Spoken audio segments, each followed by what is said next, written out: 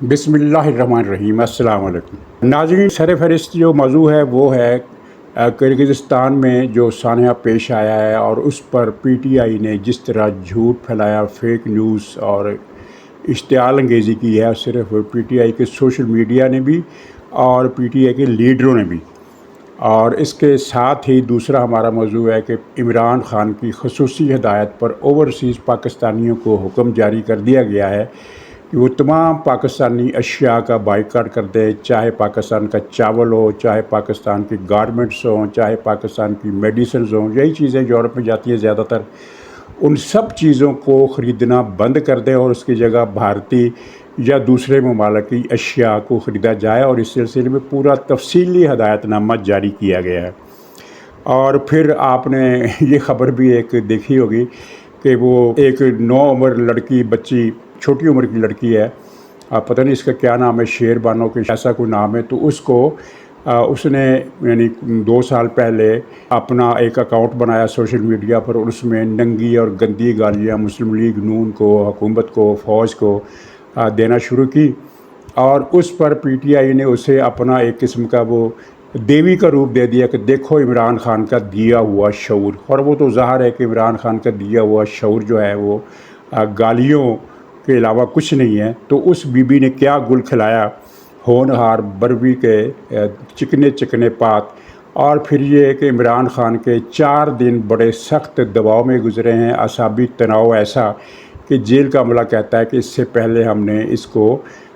اس حد تک اعصابی تناؤ کا شکار نہیں دیکھا۔ تو ظاہر ہے اس کے پیچھے مایوسی ہے، پے در پہ حملوں کے باوجود اور عدلیہ کی ساری سہولت کاری کے باوجود دال نہیں گل رہی ہے، بلکہ گلنے کا امکان بھی اسے نظر نہیں آ رہا۔ اور پی ٹی آئی کے وکیل جو ہیں جب اسے عمران خان سے تنہائی میں ملتے ہیں تو کچھ نہ کچھ اس کو بتا بھی دیتے ہیں،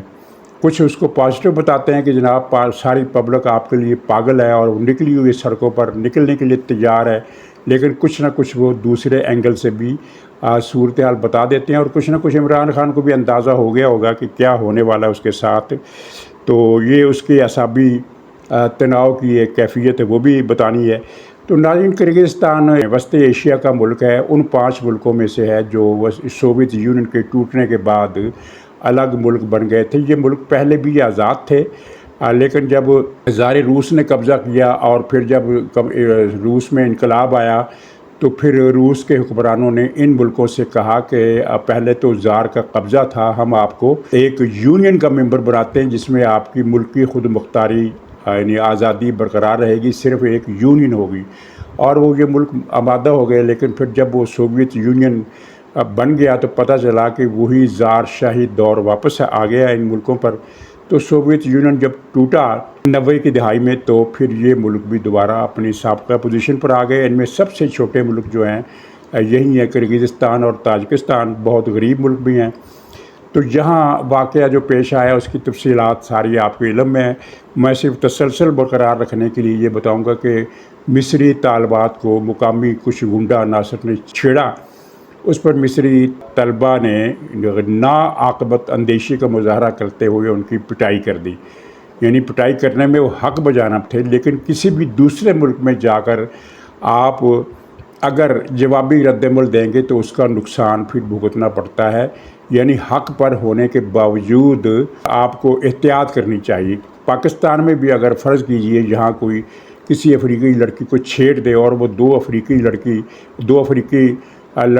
اس لڑکے کو ماریں جس نے یہ لڑکی کو چھیڑا، تو پاکستان میں بھی یہی ہوگا کہ بہت سارے لوگ افریقی طلبہ کے ہاسٹل میں گھس جائیں گے، ان کی پٹائی کر دیں گے۔ تو یہی وہاں ہوا،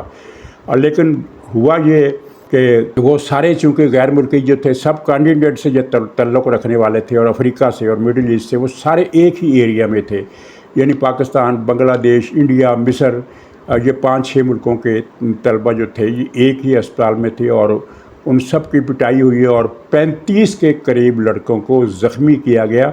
اور ان میں سے بعض کو بہت بری طرح مارا گیا،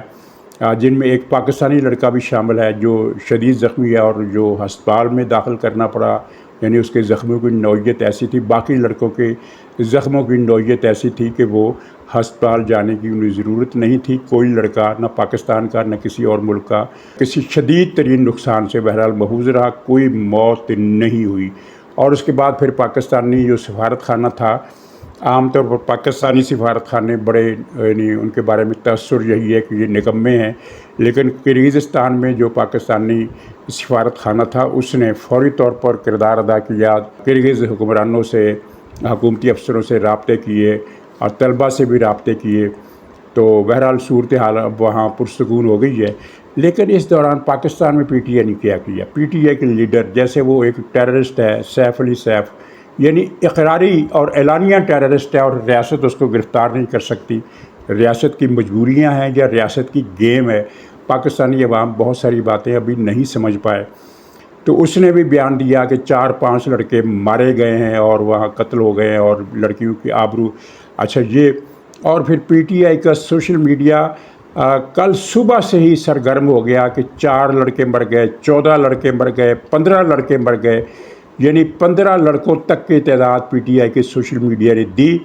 اور ان سب کا گرو گھنٹال وہ تھا، وہ ثاقب کیا نام ہے اس کا، ثاقب کھرل کے کیا نام ہے وہ، جس نے پہلے لکشمی چوک میں پی ٹی آئی کے پریس کے ساتھ ملی بھگت کر کے ایک جعلی فلم بنائی تھی کہ وہاں نواز شریف کے حق میں ووٹ ڈالے جا رہے ہیں، کسی نے اس کو نہیں پکڑا، حالانکہ ایسے جعل ساز کو دوسرے ملکوں میں کم سے کم 20 سال کے لیے اندر کر دیا جاتا ہے۔ تو وہ جعل ساز جو تھا سب سے آگے تھا، اور کچھ سمندر پار جعل ساز جیسے صابر شاکر ہے، محیط پیرزادہ ہے، شاہین صاحب آئی ہے، ان لوگوں نے بھی اپنا لچ تلا۔ لیکن جو پاکستان میں سوشل میڈیا تھا پی ٹی آئی کا، اس کو بھی کھلی چھوٹ، وہ سارا دن 15 پاکستانیوں کے قتل کی، لڑکوں کی قتل کی خبر چلاتے رہے، اور 90 کے قریب، کسی نے 80 کہا، کسی نے 85 کہا، کسی نے 90 کہا کہ 90 شدید زخمی ہیں، اور ان کی حالت اتنی خراب ہے کہ پتہ نہیں ان میں سے 40-50 تو مر ہی جائیں گے اور 40-50 ہی بچیں گے۔ اتنا بڑا قتل عام ہو گیا وہاں، اور حکومت پاکستان نے تردید کی، لیکن اس شد و مد سے جس طرح یعنی پروپیگنڈا تھا، اور اس میں پھر ملک ریاض کے زیر قبضہ جیو ٹی وی نے بھی اپنا حصہ ڈالا، اور جیو ٹی وی بھی سارا دن یہی خبر چلاتا رہا کہ 4 طلبہ مر گئے ہیں۔ اور جیو کے الفاظ ملاحظہ فرمائیے کہ درجنوں طلبہ زخمی ہیں، درجنوں پاکستانی طلبہ زخمی ہیں۔ درجنوں کا کیا مطلب ہوتا ہے؟ کم سے کم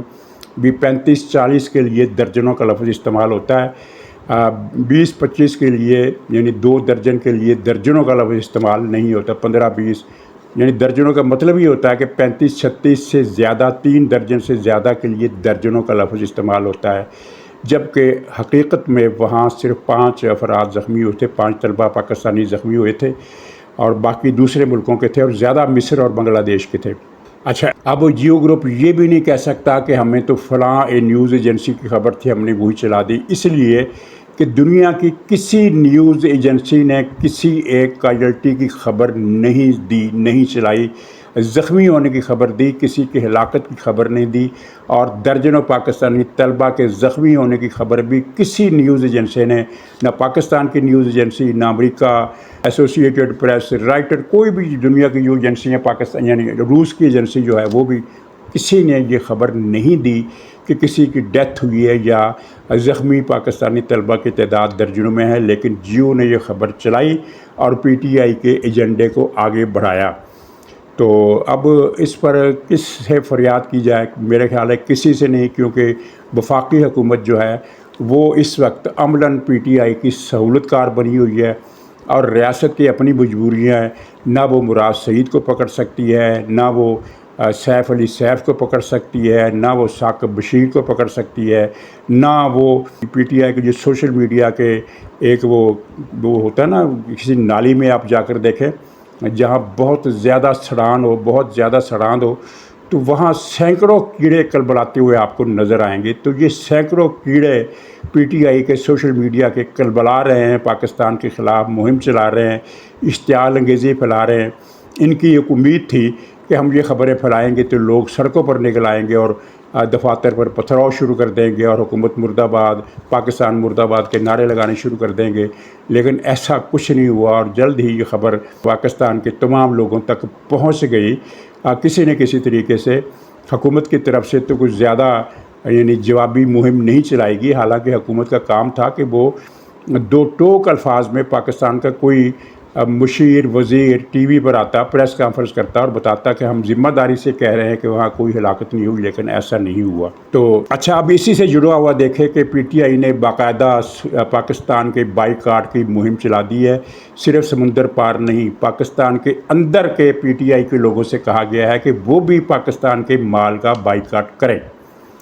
پاکستان کے اندر رہنے والے لوگ پاکستان کے مال کا بائیکاٹ کریں تو کہاں سے لیں؟ کیا وہ سمگل کرائیں یا دوسرے ملکوں کو وہ آرڈر جاری کریں کہ ہمیں اتنا مال بھیج دو، یعنی انفرادی طور پر وہ ایکسپورٹ امپورٹ کا کام شروع کر دیں۔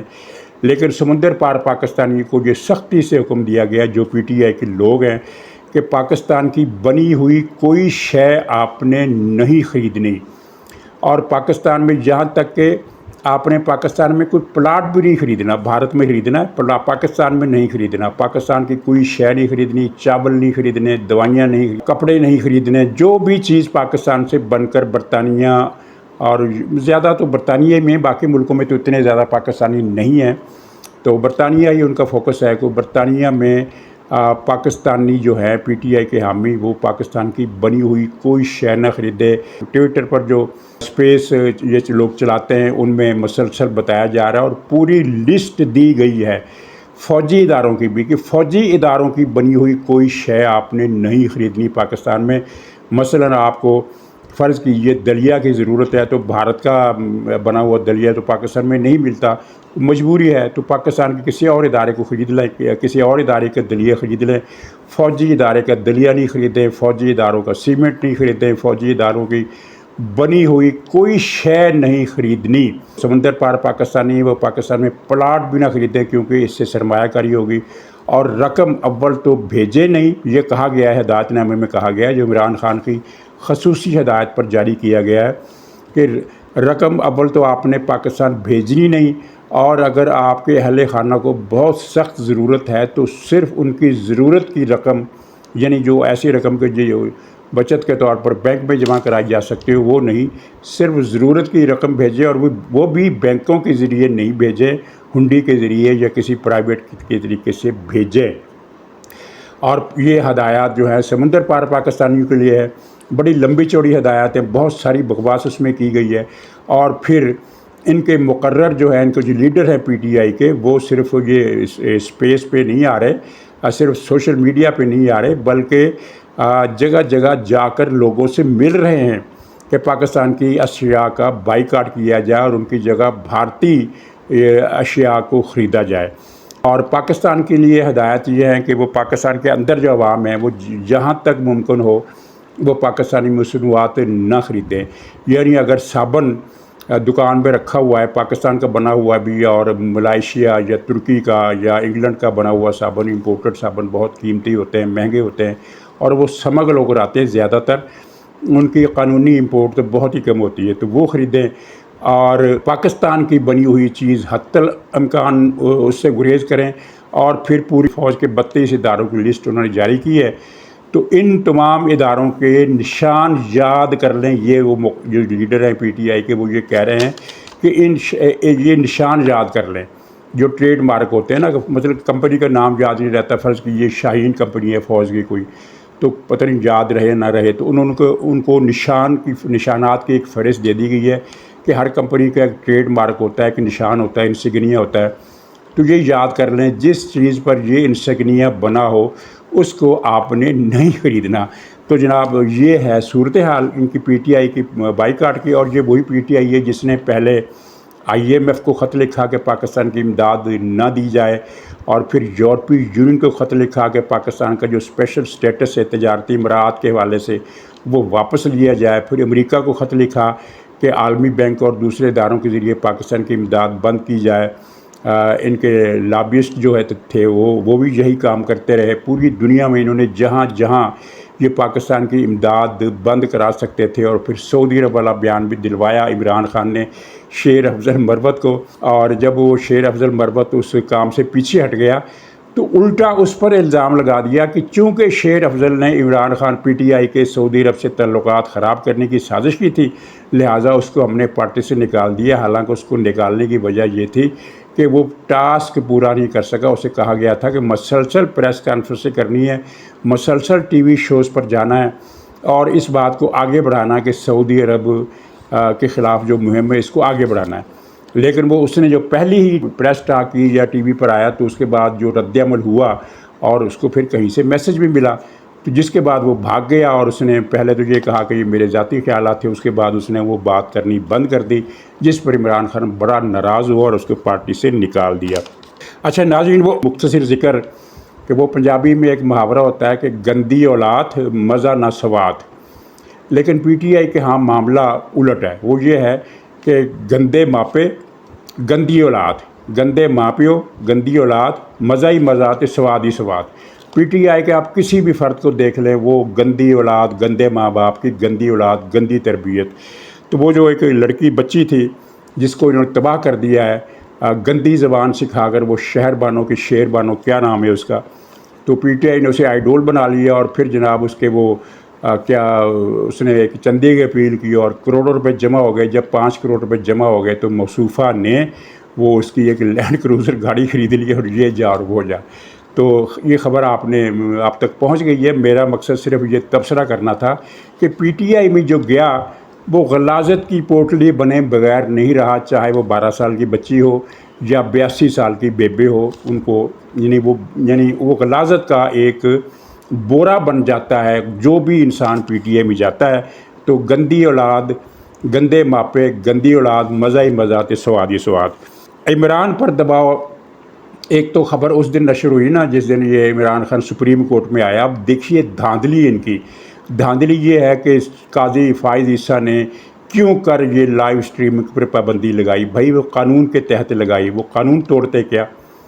قانون عمران خان کے دور میں بنا تھا نا کہ جو عمران خان کی ہائی کورٹ نے فیصلہ دیا تھا کہ نواز شریف چونکہ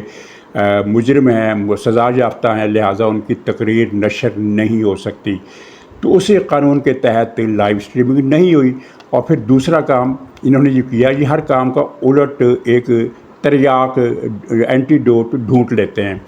عمران کی تصویر لیک ہوئی، اس میں عمران خان کو 182 برس کا بڈھا لگ رہا تھا۔ یہ کہتے ہیں نا ہماری 186 سیٹیں ہیں، تو عمران خان بھی 182 یا 186 برس کا بڈھا لگ رہا تھا۔ اس کی آنکھوں کے نیچے اتنی جھریاں تھیں کہ لگتا تھا کہ مصر کے وہ رامسیس فرعون کی ممی ہے، انسان نہیں ہے۔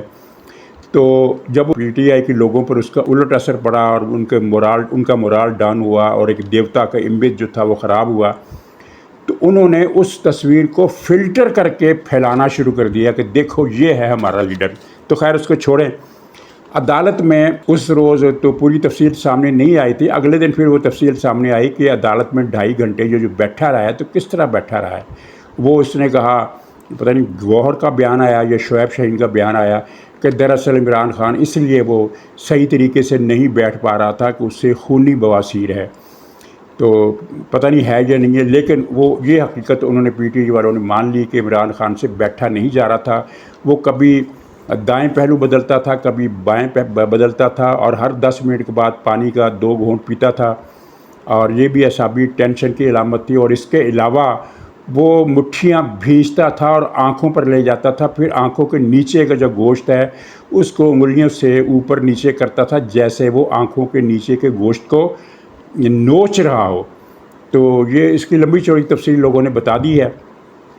اور اس سے ایک دن پہلے جیل میں بھی اس کی یہی حالت تھی۔ اور پھر وہ جو 190 ملین پاؤنڈ والا کیس ہے نیب کا، اس میں جب یہ پیش ہوا تو اس میں بھی جیو اخبار کی رپورٹ ہے، جیو ٹی وی کی رپورٹ ہے اور جنگ اخبار کی رپورٹ ہے کہ عمران خان 1 منٹ کے لیے بھی نہیں بیٹھا۔ کبھی عدالت میں اس دیوار سے اس دیوار تک جاتا تھا، کبھی اس کونے سے اس کونے تک جاتا تھا، کبھی بیوی کے پاس جاتا تھا، کبھی وکیلوں کے پاس جاتا تھا، اور کبھی بے مقصد ایک دیوار سے دوسری دیوار تک کا سفر کرتا تھا۔ تو یہ اعصاب زدگی کی علامت ہے۔ اور اگرچہ رانا ثناء اللہ نے کہا ہے کہ عمران خان کو اس کی مرضی کا نشہ اس کی مرضی کی ضرورت کے مطابق دیا جا رہا ہے، لیکن مجھے شبہ ہے کہ نشے میں حکومت نے کوئی 2 نمبری کی ہے۔ پورا صحیح نشہ حکومت اس کو نہیں دے رہی، کیونکہ اتنی اعصاب زدگی کسی میں نہیں دیکھی گئی. کسی سزائے موت کے قیدی میں بھی اتنی اعصاب زدگی اور اتنی نروس ٹینشن اور اتنی بری، یعنی جس کو دیکھ کر جیل کا عملہ بھی خوف زدہ ہو جاتا ہے کہ یہ اس کو کیا ہو گیا ہے. تو حکومت کو 2 نمبری کر رہی ہے، اس کو نشہ پورا نہیں دے رہی. تو ناظرین، ساتھ ہی اب آپ دیکھیے کہ عدالتی سہولت کاری، عمران خان پر نیب نے ایک اور کیس کی تفتیش شروع کر دی ہے. اس میں موصوف نے 7 گھڑیاں چوری کی، ایک ہیرا چوری کیا، ایک کف لنک سونے کے چوری کیے، اور ایک سونے کا سیٹ چوری کیا. یہ کل 10 چیزیں اس نے قیمتی چوری کی جن کی مالیت اربوں روپے میں ہے. تو وہ کیس کی تفتیش شروع کر دی گئی ہے. لمبا چوڑا کیس ہے، میں اس کی تفصیل پڑھ کر نہیں سنانا چاہتا، بس کیس اتنا ہے. تو اس case per P T I نے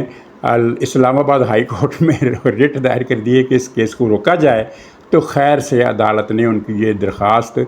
سماعت کے لیے منظور کر لی ہے اور تاریخ بھی طے کر دی ہے. یعنی کہ نیب کو اب فیصلہ کیا آئے گا، آپ کے علم میں فیصلہ یہ آئے گا کہ نیب عمران خان کے خلاف یہ تحقیق نہیں کر سکتا. بہتر تو یہ ہوتا کہ اسلام آباد ہائی کورٹ کچھ اس طرح کا فیصلہ کر دے کہ عمران خان اور بشیرہ بی بی کے خلاف کسی بھی قسم کے کیس کی کوئی تحقیقات نہیں ہو سکتی. تو چلیے دیکھیے کیا ہوتا ہے. ناظرین اجازت دیجیے، انشاءاللہ اگلے ولاگ میں پھر ملاقات ہوگی. تب تک کے لیے خدا حافظ.